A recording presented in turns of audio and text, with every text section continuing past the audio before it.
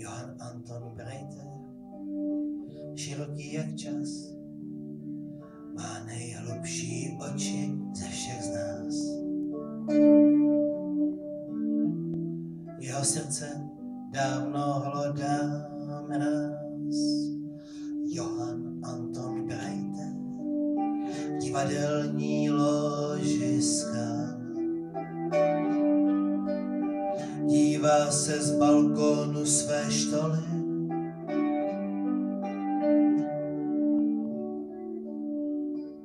Na pódiu tančí zvířata i kamizoly. Děj se řítí dál, dí blázen, který spal.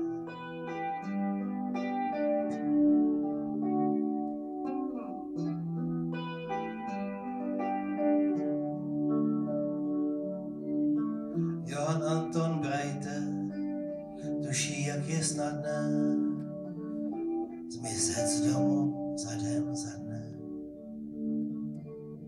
Příběh nechat ladem, chladně. Zmizet z domu za den, batoh, nůž a vyjít někam dál. Dívat se z balkónu své štoly.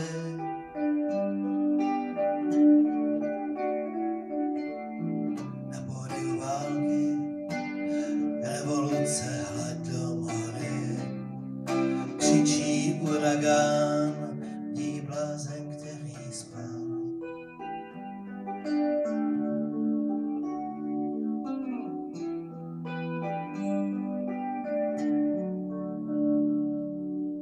Široké jsou duše, úzké pevniny.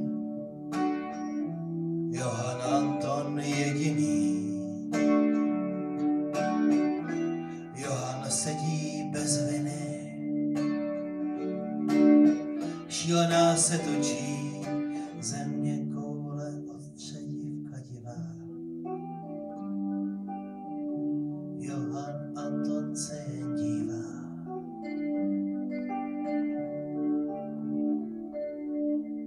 Johann Anton Breiter, tichý svědek epopeje, v lebce